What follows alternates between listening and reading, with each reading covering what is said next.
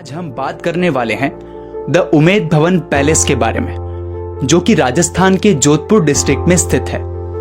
Umaid Bhawan palace की ऐसी बहुत सी खूबियां हैं जो इसे पूरी दुनिया में सबसे यूनिक बनाती हैं। कुछ का अगर मैं जिक्र करूं तो पहला ये कि ये दुनिया के सबसे बड़े रॉयल प्राइवेट रेजिडेंसेज में से एक है। इसी के साथ ये वर्ल्ड के टॉप मोस्ट सबसे रॉयल एंड लग्जूरियस होटल्स में आता है। उमेद भवन पैलेस का एक हिस्सा म्यूजियम भी है, जिसमें हमें vintage cars and 19th century के एरा से रिलेटेड पेंटिंग्स एंड पिक्चर्स देखने को मिलती है। उमेद भवन पैलेस के निर्माण का कार्य जोधपुर के महाराजा उमेद सिंह जी द्वारा शुरू किया गया था 19 नवंबर 1929 में, जो कि आगे जाके पूरा हुआ 1943 में। उमेद भवन पैलेस के निर्माण की वजह के पीछे एक कहानी है जो कि एक श्राप से जुड़ी है। वो श्राप था श्री चिड़ियानाथ जी महाराज का। ये श्राप चिड़ियानाथ जी महाराज ने 14th सेंचुरी में तब के शासक राव जोधा जी को दिया था, क्योंकि राव जोधा जी ने मेहरानगढ़ किला बनाने के लिए भाकर चिड़िया पर्वत को चुना था, जहां पर चिड़ियानाथ जी अपनी साधना और तप करते थे। चिड़ियानाथ जी के बार बार इनकार करने के बाद भी राव जोधा जी ने श्री करणी माता की सहायता से उन्हें भाकर चिड़िया छोड़ने पर विवश कर दिया था। इसी बात पे क्रोध में आकर चिड़ियानाथ जी ने राठौड़ वंश के दौरान मारवाड़ की भूमि पर निरंतर अकाल पड़ने का श्राप दिया था, जिसका खामियाजा मारवाड़ के लोगों को बहुत लंबे समय तक भुगतना पड़ा था। एक वक्त तो ऐसा आया जब मारवाड़ में 3 वर्षों के अंतराल के दौरान एक बार भी वर्षा नहीं हुई, यानी चारों तरफ सूखा। किसान परेशान थे क्योंकि वो बेरोजगार हो चुके थे और उन्होंने महाराजा उमेद सिंह जी से मदद मांगी। महाराजा उमेद सिंह जी ने अपनी प्रजा की मदद करते हुए उनको रोजगार देने के उद्देश्य से ये भव्य महल बनाने का फैसला किया। महल बनाने के लिए उन्होंने जोधपुर की सीमाओं पर बसे छित्र पर्वत को चुना। इसीलिए उमेद भवन पैलेस को लोकल लैंग्वेज में छित्र पैलेस भी कहा जाता है। शुरुआत करते हुए उन्होंने हेनरी वॉगन लैनचेस्टर को इसका आर्किटेक्ट नियुक्त किया, जिन्होंने ब्रिटिश एरा के समय दिल्ली में अंग्रेज हुकूमत के लिए काफी दर्शनीय इमारतें बनाई थीं। इसी के साथ उमेद भवन का निर्माण कार्य western technology and Indian architectural features को ध्यान में रखते हुए शुरू हुआ। पैलेस के निर्माण का कार्य थोड़ी धीमी गति के साथ हुआ था, क्योंकि इसे बनाने का प्रमुख उद्देश्य मारवाड़ के लोगों को आर्थिक संकट से बाहर निकालना था। बताया जाता है कि उमेद भवन के निर्माण के दौरान 2000 से 3000 लोगों को रोजगार मिला था। महल बनाने की कुल लागत तब के समय में 1 करोड़ 10 लाख आई थी, क्योंकि छित्र पर्वत जहां उमेद भवन का निर्माण होना था शहर से काफी दूर था। इसीलिए वहां बिल्डिंग मटेरियल्स को ट्रांसपोर्ट करने में काफी समस्याएं आती थी, जिसे हल करने के लिए महाराज ने वहां रेलवे लाइन बनाने का आदेश दिया, जिसके बाद निर्माण का कार्य एक सही और निर्धारित गति के साथ होने लगा। उमेद भवन पैलेस का निर्माण एक खास तरह के सुनहरे पत्थर से हुआ है, जिसपे सूर्य की किरणें पड़ने पर एक अलौकिक चमक दिखाई पड़ती है, जिसे छित्र पत्थर भी कहा जाता है। मकराना, जो कि एक तरह का सफेद पत्थर होता है, जो प्रमुख तौर पर ताजमहल में भी इस्तेमाल हुआ है, उसी पत्थर को यहाँ भी उपयोग में लिया गया है। ये महल एक perfect Indo western style of architecture का बेस्ट एग्जाम्पल है। इस पैलेस में टोटल 347 रूम्स हैं। इसके अलावा एक विशाल बैंक्वेट हॉल और दरबार हॉल, इन्हीं के साथ साथ एक साफ सुथरा और आलीशान गार्डन भी है। इन्हीं सब फीचर्स को देखते हुए आगे चलकर महाराजा गज सिंह द्वितीय ने इसके एक हिस्से को एक आलीशान होटल में तब्दील किया। प्रेजेंट टाइम में ताज होटल इसे मैनेज करती हैं। 26 एकड़्स में फैला Umaid Bhawan palace Indian independence से पहले बना लास्ट रॉयल पैलेस है। इसका वेल मैनेज्ड सुंदर गार्डन और म्यूजियम टूरिस्ट के लिए पॉइंट ऑफ अट्रैक्शन है। हर साल यहाँ देश विदेश से हजारों सैलानी इसकी खूबसूरती का लुत्फ उठाने आते हैं। यहाँ पे बहुत सारे फेमस इवेंट्स भी हुए हैं, जैसे 2014 में नीता अंबानी का 50th birthday celebration, Priyanka Chopra और निक जोन्स का मैरिज फंक्शन। ये सब इवेंट्स यहाँ पे हुए हैं, जिसमें देश ही नहीं विदेश से भी काफी बड़े बड़े स्टार्स एंड सेलिब्रिटीज ने शिरकत की थी।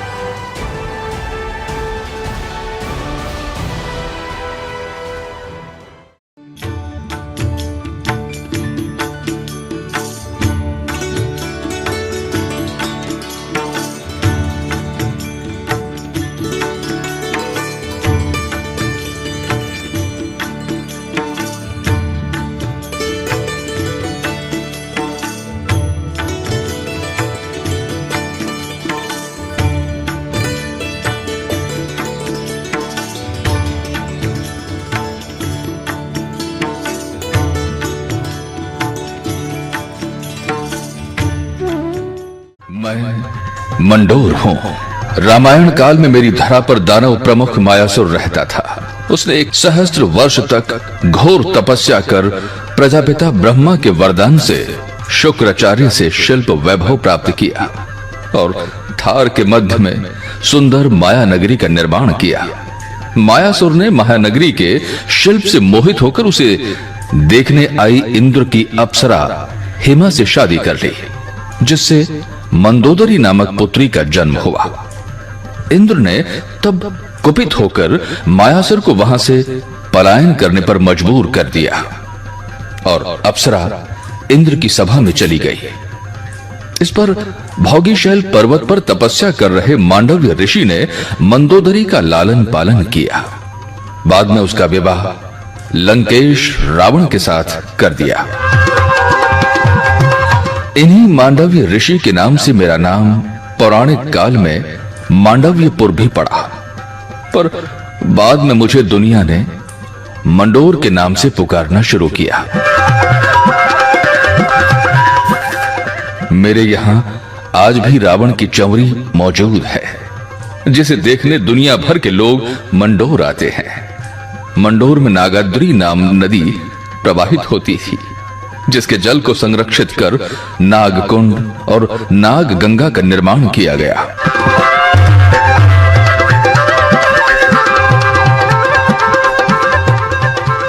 स्थापत्य के इस अनुपम केंद्र पर शुरू से ही आतताइयों ने आक्रमण का सिलसिला जारी रखा। इनमें अरबों, बलोचों सहित गजनबी, अल्तमश और तुगलक ने मंडोर पर चढ़ाई की। मारवाड़ की इस प्राचीन राजधानी में 6वीं और 7वीं शताब्दी में परिहार राजाओं का आधिपत्य रहा। लगातार बाहरी हमलों और अपनी क्षीण होती शक्ति के मद्देनजर राजा नाहर देव ने 1395 ईस्वी में अपनी पुत्री राजकुमारी मोहिल का विवाह राठौड़ चूंडा जी से कर दिया और मंडोर अपनी पुत्री के साथ दहेज में दे दिया।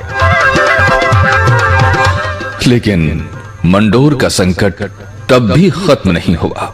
लगातार आक्रमण से कभी सत्ता में तो कभी जंगलों में भटकने को मजबूर राठौड़ वंश को आखिरकार राव जोधा ने स्थायित्व प्रदान किया। लेकिन साथ ही राव जोधा ने मारवाड़ की राजधानी असुरक्षित स्थान से कहीं अन्यत्र ले जाने की योजना पर ध्यान देना शुरू कर दिया। इस पर राव जोधा के सलाहकारों ने मंडोर से 10 कोस दक्षिण में चिड़ियानाथ जी की टूंक यानी इस पहाड़ी पर दुर्ग का निर्माण करने की सलाह दी। आगे क्या हुआ बताएंगे। मंडोर की कहानी खुद अपनी ज़बानी।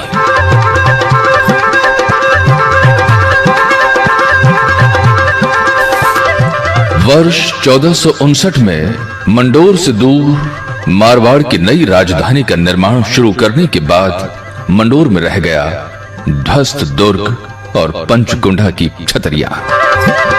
लेकिन राठौड़ शासकों के वंशजों ने अपनी पुरानी राजधानी को विस्मृत नहीं होने दिया। राठौड़ शासक अजीत सिंह ने 17वीं सदी में मेरे यहाँ विशाल उद्यान के साथ ही अपने पिता जसवंत सिंह द्वितीय का देवल बनवाया। 33 करोड़ देवी देवताओं की शाल, एक खंबा महल सहित जनाना महल और जलकुंडों का निर्माण करवाया। मंडोर के उद्यान में उनके बाद में मारवाड़ के दिवंगत शासकों की स्मृति में देवलों का निर्माण भी करवाया गया।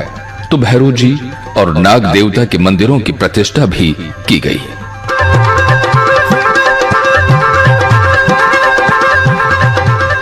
मेरे यहाँ एक और जहां हिंदू देवी देवताओं के स्थान हैं, तो मुगलों के आधिपत्य के समय फिरोज शाह तुगलक की बनवाई फिरोज शाही मस्जिद और कमाल कलंदर का मजार भी मौजूद है।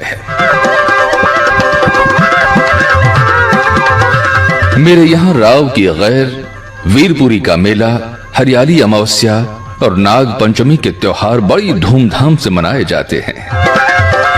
मेरी स्मृतियों से जुड़ी मारवाड़ के शासकों की अनगिनत कहानियों में एक कहानी राव जोधा और जाटनी के खींच की कहानी भी है, जिसने राव जोधा को ही नहीं उनके बाद अन्य कई शासकों के लिए मार्गदर्शक का काम किया। वो कहानी हम आप तक पहुंचाएंगे। जोधपुर के ऐतिहासिक स्थलों की कहानी खुद अपनी ज़बानी। यह है मंडोर की कहानी। राव जोधा और जाटनी के बीच की खींच की कहानी। हुआ यूं कि मंडोर पर पुनः आधिपत्य करने से पहले राव जोधा अपनी सेना के योद्धाओं से भटक कर भूखे प्यासे एक ढाणी में जाट की चौखट पर जा पहुंचे। वहां जाटनी बाजरे का खींच बना रही थी, जिसे देखकर राव जोधा की भूख और ज्यादा बढ़ गई। जाटनी ने राव जोधा को थाली में गर्मा गर्म खींच परोसा तो राव जोधा ने सीधे खींच के बीचों बीच में हाथ डाल दिया।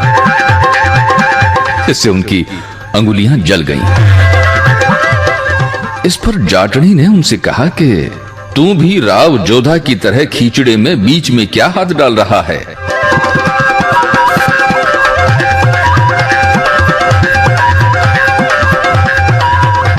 ये सुनकर राव जोधा को बड़ा आश्चर्य हुआ। उन्होंने उस महिला से इसका मतलब पूछा तो उस महिला ने बताया कि खींच को आसपास से ठंडा करते हुए बीच तक पहुंचने के उस राव जोधा ने सीधे खींच के बीच में ही हाथ डाला तो जल गया ना। राव जोधा भी बार बार सीधे मंडोर पर हमला करता है और हार जाता है। उसे पहले आसपास के छोटे छोटे ठिकानों पर कब्जा करना चाहिए, फिर राजधानी पर हमला करना चाहिए। और राव जोधा ने वैसा ही किया और उनका मंडोर पर कब्जा हो गया।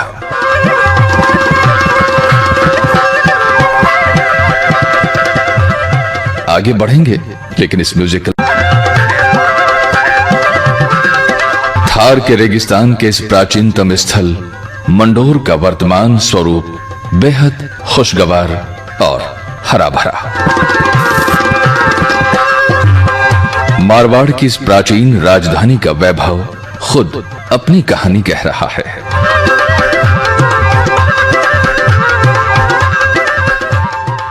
हरा भरा मखमली कालीन बिछा है मेरे आंगन में।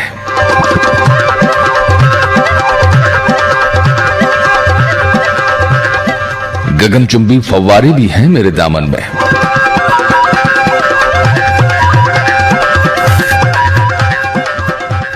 मैं हूं ऐतिहासिक मंडोर। मेरे ही दामन में है तना पीर साहब की दरगाह। हमने सैर की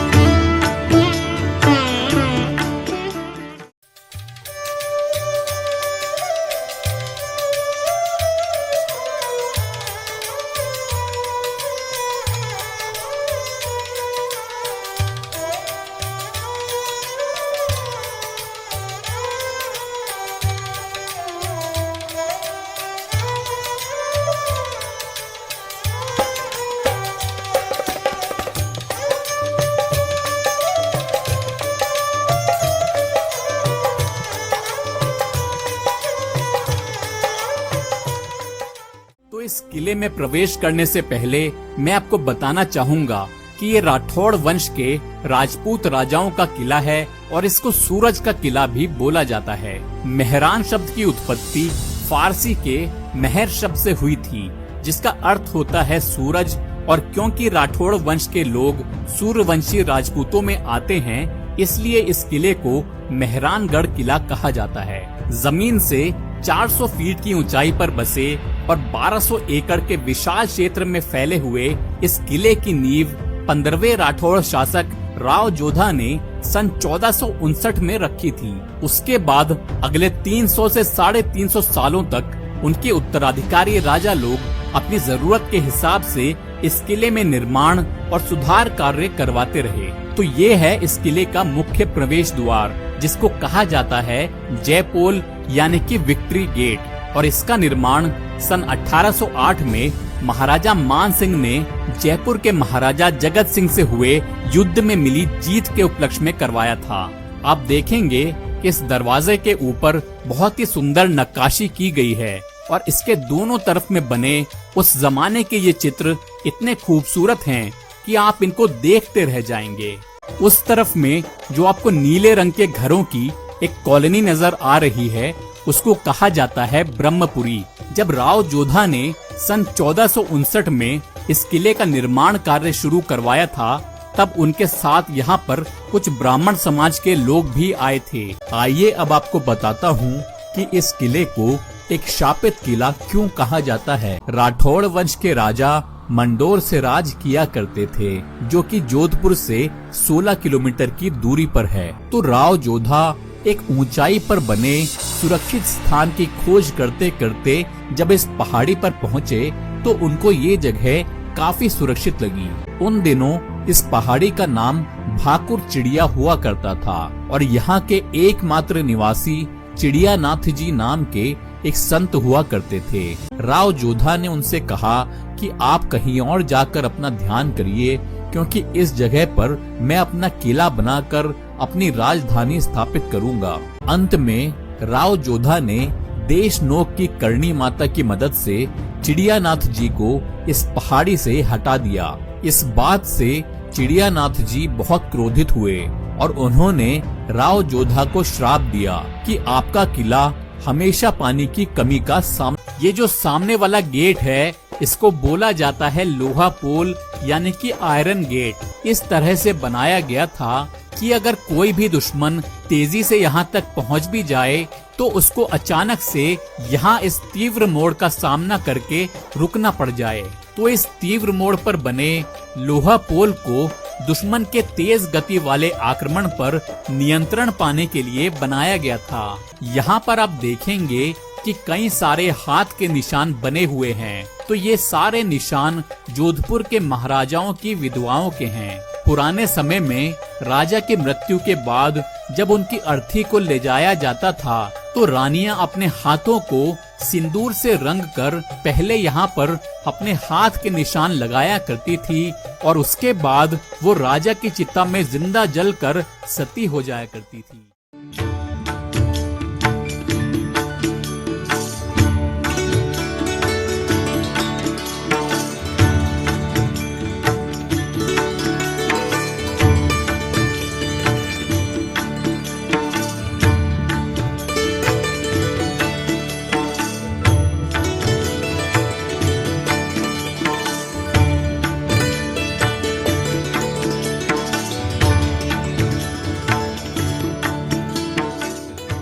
तो ये है सूरज पोल दरवाजा। तो अगर आप लिफ्ट का उपयोग ना करके पैदल ऊपर जाना चाहते हैं, तो आपको इस सूरज पोल का इस्तेमाल करना अनिवार्य होगा। तो हम अब प्रवेश कर रहे हैं किले के अगले हिस्से में, जिसको कहा जाता है श्रृंगार चौक, और इसको कोरोनेशन कोर्टयार्ड के नाम से भी जाना जाता है। यहाँ बने मार्बल के चबूतरे के ऊपर बनाई गई इस सीट पर बैठाकर राजाओं का राज तिलक यानी कि रॉयल अनॉइंटमेंट करके उनको औपचारिक रूप से राजा बनाया जाता था।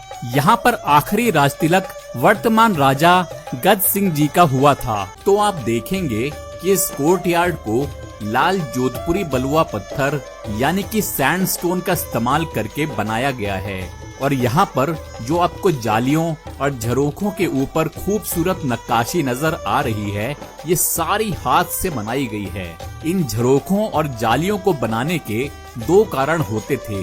पहला ये था कि इनसे हवा अच्छे से आर पार हो जाया करती थी, यानी कि वेंटिलेशन अच्छी। यहीं इसी मंजिल पर किले का आर्मरी सेक्शन यानी कि शस्त्रगार भी बनाया गया है, जिसमें आपको अलग अलग प्रकार की तलवारें, सुरक्षा कवच, कमर में छुपाए जाने वाले कटार, तरह तरह की बंदूकें, फरसे और कुल्हाड़ियां और शिकार करने के भाले भी देखने के लिए मिल जाएंगे।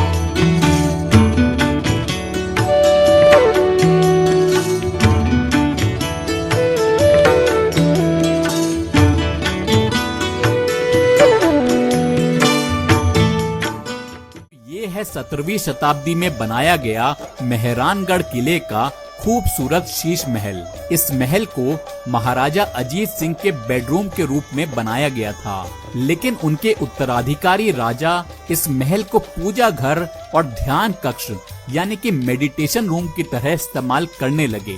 यही वजह है कि इस कमरे में आपको अलग अलग देवी देवताओं के चित्र भी दिखाई देंगे। आइए अब आपको इस मेहरानगढ़ किले का सबसे खूबसूरत महल दिखाता हूँ, जिसको कहा जाता है फूल महल यानी कि पैलेस ऑफ फ्लावर्स। इस फूल महल को 18वीं शताब्दी में महाराजा अभय सिंह ने अपने मनोरंजन के लिए बनवाया था। यहाँ सामने में राजा बैठते थे और उनकी पसंदीदा नर्तकी उनके लिए यहाँ घंटों तक नृत्य किया करती थी। संगीतकार गाना बजाना करते थे और कवि अपनी कविताएं सुनाकर राजा का मनोरंजन किया करते थे। आप देखेंगे कि इस फूल महल को सुंदर बनाने के लिए कोई कमी नहीं छोड़ी गई है और इसमें काफी जगहों पर प्योर गोल्ड का इस्तेमाल भी किया गया है, जो कि इस महल को और भी ज्यादा आकर्षक बनाता है। तो शायद आपको ये जानकर हैरानी होगी कि इस फूल महल की छत पर जो सारा सोने का काम है, उसमें 29 किलो सोने का उपयोग किया गया है। यहाँ पर जितने भी रंग बिरंगे ग्लास आपको नजर आ रहे हैं, ये सभी बेल्जियम से मंगवाए गए थे। ऊपर की तरफ आप देखेंगे कि अलग अलग काल के राजाओं की तस्वीरें यहाँ बनाई गई हैं और उसके थोड़ा नीचे की तरफ विभिन्न प्रकार की सुंदर पेंटिंग्स भी यहाँ। आइए अब आपको लेकर चलता हूँ इस किले के सबसे ऊपरी भाग में। तो अब हम इस किले के सबसे ऊपरी भाग में आ गए हैं और यहाँ से नजारा सच में देखने लायक है।